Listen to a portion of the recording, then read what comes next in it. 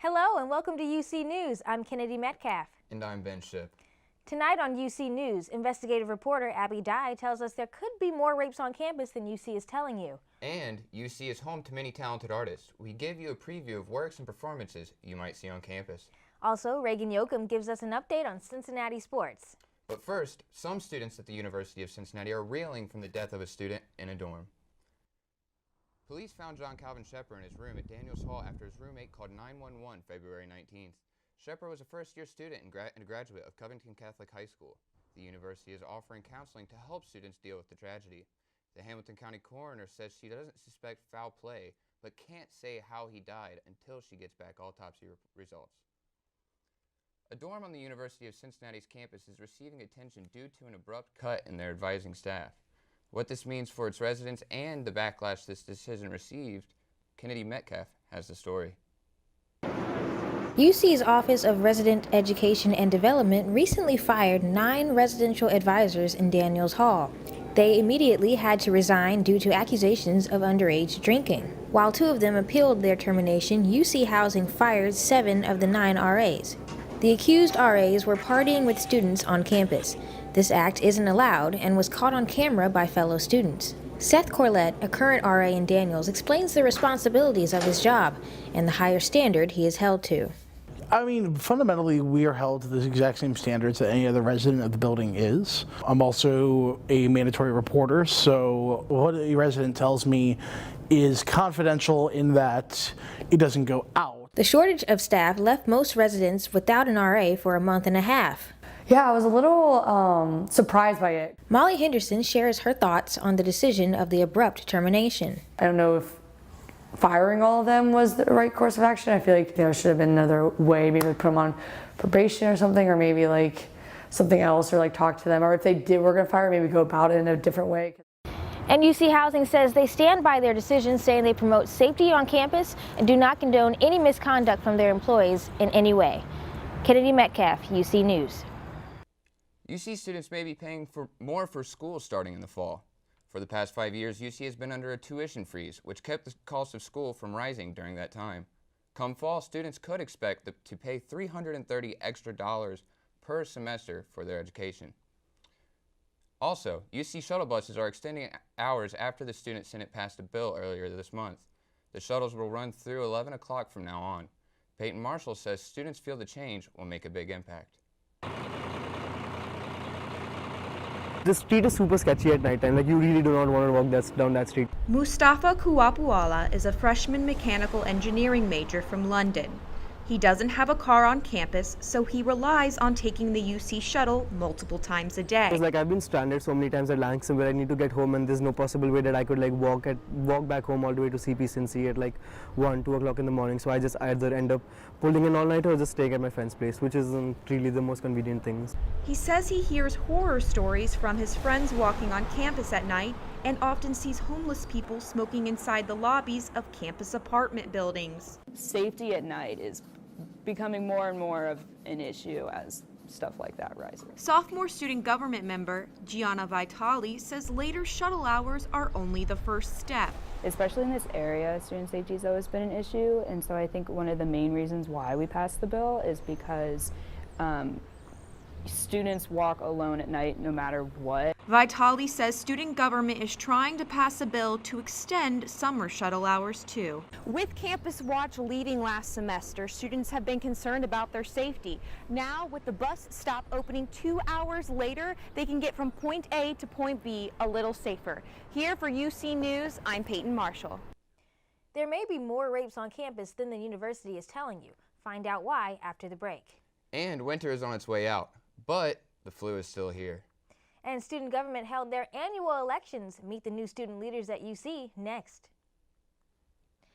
The University of Cincinnati says the numbers of rapes on campus has gone up in the past year, so you would think students would be getting more safety alerts. Abby Dye has been looking into this, and her investigation shows that's not happening. Abby? That's right. It took me weeks of digging and 3 records requests, but I found that the university is issuing alerts for less than half of the rapes reported on campus. I don't remember any of it besides the sensation of his hands just gripping at my head so hard to hold my earbuds in so I wouldn't get up. Roxanne Van Dam says she was raped during her sophomore year at UC inside a campus dorm, but continued to see her rapist on campus. I see him all the time. He's so successful. He's in a fraternity and he has so many friends. It's just not fair. As hard as that was for Van Dams, at least she could hope other students got a warning after a rape. Here's how it's supposed to work. A student reports a rape on campus. Then, students get an alert so they can watch out and protect themselves.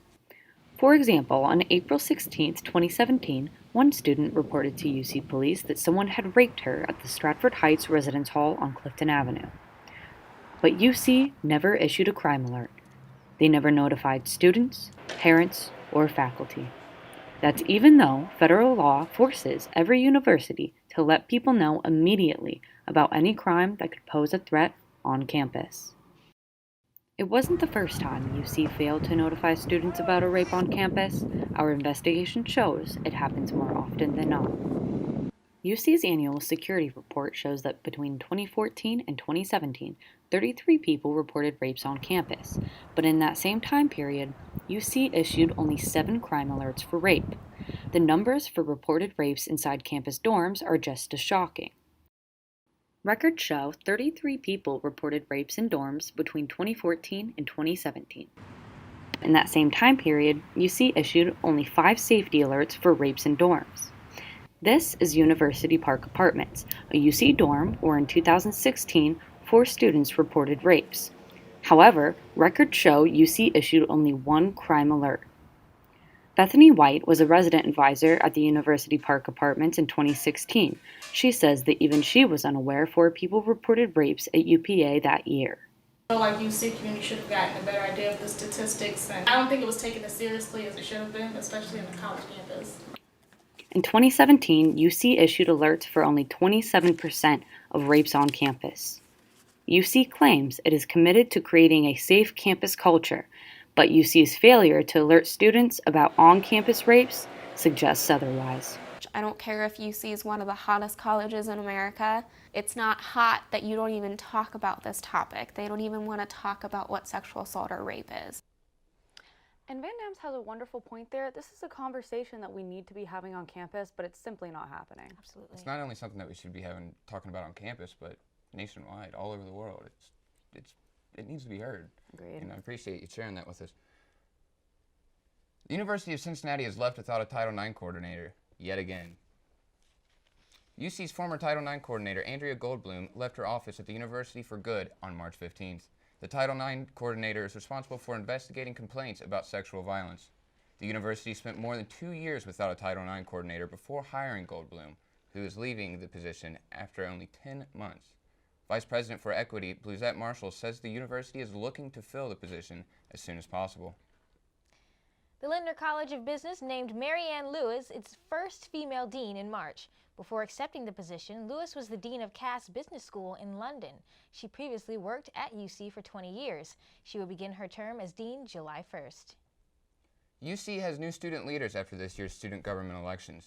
This election was historic because it was the first time the president and the vice president ran unopposed. Chandler Rankin will be the president and Abby Smith will be the vice president for the 2019-2020 academic year. The two are looking forward to leaving their mark on the university as a whole. Well, as we say so long to winter and welcome spring, local health officials remind us of one seasonal transition to not leave behind, the flu shot. Ben Shipp explains why. School is in session, people are traveling, plants are blossoming, and it looks like this year's flu season is still lurking behind the scenes. The 2018-2019 flu virus got off to a fast start this winter. And some health professionals like Sainese Taylor Huffman say the virus is withstanding seasonal change. We've seen flu cases as late as the end of April, and I think we will this year too. We actually have 3 right now. The Center for Disease Control said this year's flu virus saw an astounding 36 million cases, but resulted in less deaths. Last year there was 230,000 cases of hospitalized flu patients and 36,000 deaths. So it is huge. Huff and the CDC say this year's flu shot outperformed the vaccine from last year's tough flu season by targeting different strands more efficiently. Last year's vaccine covered strands we thought would be bad, and we actually had different strands. So the vaccine maybe wasn't as accurate. This year, we feel like the vaccine has been more accurate, and again, it's just one way to prevent it. Huff says we're past the worst of this year's flu season, but she does say that the elderly and children are still at high risk as spring blooms. Well, we can never be too safe. Hey, did you hear this? If you have a parking pass for a garage on campus, you may not have access to your designated spot during FC matches. Out of the 13 garages on campus, 9 will be used for FC parking. The director of parking services at UC says students with parking passes can park in their garages unless a garage is filled up. Then parking services will reroute students to other facilities so FC ticket holders can take their spots. Wow. It just seems like every year there's less and less parking. Absolutely. And it gets more and more expensive. Right. First the parking passes, then the tuition. When's it going to end? Who knows? Well, Cincinnati has its first Major League Soccer team. CFFC Cincinnati can play with the pros next. And there's one sport that's seriously underfunded on campus. Reagan Yoakum talks with some of the athletes affected by it. And it's officially baseball season. We'll show you why this year's opening day was special.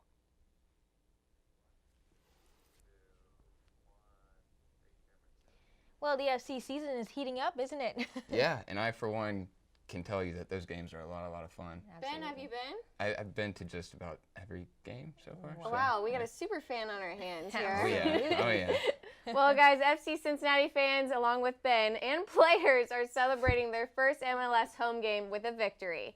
The Orange and Blue played the Portland Timbers on Saturday. Kendall Watson scored the first goal in 15 minutes. 2 back-to-back goals in the second half led to a 3-0 victory against the Timbers. FC fans are looking forward to more success in the team's first MLS season. The University of Cincinnati's women's basketball team is having an amazing season, and much of the credit goes to their new coach. UC hired Michelle Clark-Hurd right before the 2018 season and has had remarkable success. She led the Bearcats to 24 wins this season and an NCAA tournament bid. This puts the team in the history books with consecutive postseason wins and the program's highest season finish in the American Athletic Conference. You can catch the Bearcats Thursday in the Sweet 16 round of the tournament playing Butler University. UC has had a lot of different sports programs, and one of them is dance. But now the Tapas program is under fire. Some of the members tell me that the program hasn't delivered what they've promised.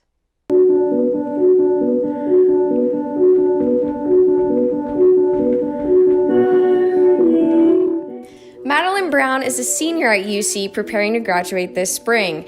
With graduation comes job preparation and the stress of applying for jobs. UC College Conservatory of Music promised Brown before she came that they would set her up well for her future. Now Brown and other students say that still hasn't happened 4 years later. They made it seem like they were going to do everything they could to set us up with a company.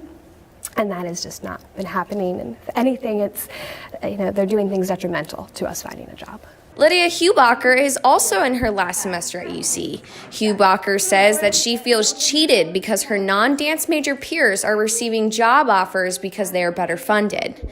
Majors such as musical theater and acting are given showcases and better reels to sell themselves. The percentage of dance majors who graduate without a job is really high, and it's really sad because we don't have that sort of thing. Both Brown and Hubacher say that the Tapas program is very underfunded and can be blamed for a lot in their major.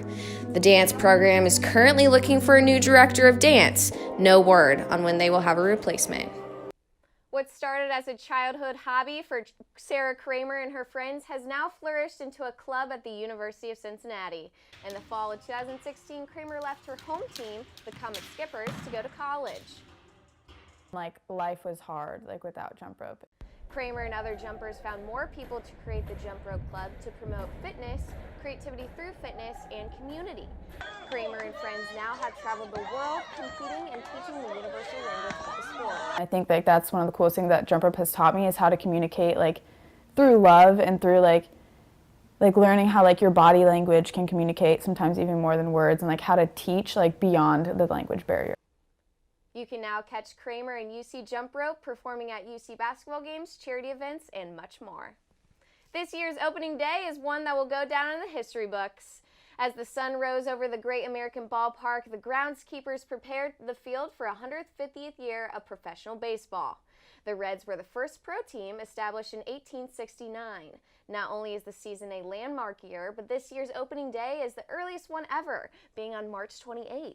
This year, they've opened the season with a 5-3 win over the Pittsburgh Pirates. It is also a historic year for the Cincinnati tradition, the Finley Market Parade, celebrating its 100th year.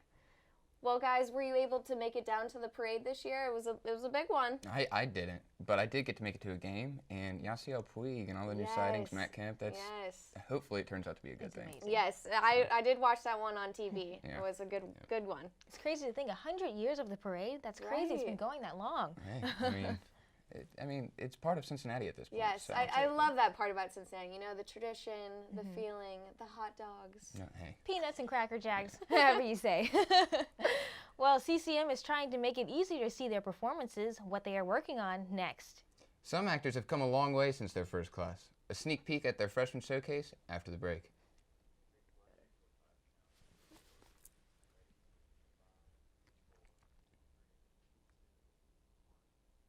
Streaming services like Netflix are the new way to view content. So, CCM is taking the next step, going live. CCM has hundreds of shows every year. Musicals, faculty jazz, orchestras, choirs, and many more. Colin McGeorge plays a key role in bringing live streaming to the university. There are these events happening constantly, and in order to get more people out, having a big presence on the web is very important. The university has a very diverse student body with a lot of international students. Live streaming will help parents overseas or across the country see the growth and exposure their children are getting. It gives them the opportunity to see their son or daughter perform live, which is pretty unique, especially when you're halfway across the world. Anyone with an internet connection can view the work of students and faculty. Some Cincinnati brands have more fans after a UC group invited them to play a concert. Bearcast Media held its 5th annual music festival live on Shortvine, and it was a big deal. The 2-day festival and performances from local artists from all over Cincinnati, including several UC students. The artists played at restaurants and bars on Shortvine, making it a party all across the block. University of Freshman musical theater students are just starting to find themselves through their craft. Only a year in, these young actors have learned a lot. Anna Chase says the class is displaying how far they've come in their showcase, Lost and Found. And that was a big thing that my class wanted to emphasize, that we all get to showcase what we do best, each of us as individuals and as a team. The team makes sure all of their best keeps getting better. Leo Carmody says they wrote their own monologues and choreographed the entire show. We prepare a lot. We have the class 3 times a week, which we rehearse then, but we have to do a lot of outside rehearsals on our own. So there have been a couple like midnight rehearsals that we've had to call just because other people are in different shows and they can't make it. So the preparation, there's a lot. With song and dance, these freshmen showed that you have to be lost to be found. The UC Programs and Activities Council hosted its annual Uptown West Fest in the brand new Fifth Third Arena. A$AP Ferg performed and Lost Kings were supposed to headline the show this year. However, the crowd allegedly got rowdy and started throwing chairs. Security had no choice but to shut down the event. Lost Kings complained about the poorly planned event and moved their set to the Top Cats to make up for their fans. Culture on campus, how students are celebrating their heritage. And a UC student made history at the Oscars. Find out how next. The University African Student Association celebrated its annual culture show, and the crowd was electric. Ghanaian entertainment icon Ibe Kobe hosted the event. The event showcased performances from UC students representing every African country. And the attendees didn't disappoint either. Students showed up dressed to impress with variations of African garbs incorporated in their looks. The night even ended with a small fashion show showing off some of the best looks. It was definitely a night to remember. The 2019 DAP Fashion Show is officially scheduled for May 3rd. Titled Next, the show is taking flight in a brand new environment. Models will walk the runway in the Waypoint Aviation Hangar at Lunken Airport. For more information, go to dap.uc.edu. Former DAP student Hannah Beechler is the first African American to win an Oscar for Best Production Design. Beechler won her Oscar at the 2019 Academy Awards for her design in the Marvel hit movie Black Panther. During her emotional acceptance speech, Beechler offered words of wisdom to those watching. I give the strength to all of those who come next to keep going, to never give up. And when you think it's impossible, just remember to say this piece of advice I got from a very wise woman. I did my best, and my best is good enough. And her best has now put her in the history books. Black Panther is coming to Netflix on September 4th, where you can catch all of Beechler's amazing work. Wow, congratulations to Hannah. That's such an amazing honor. It is, definitely. It's truly amazing. The costumes spoke for themselves. So. Absolutely. Pieces of art, Yes. honestly. And that wraps it up for us here. On behalf of me, Benjamin Shipp, And Kennedy Metcalf. I'd like to say thanks. Good night.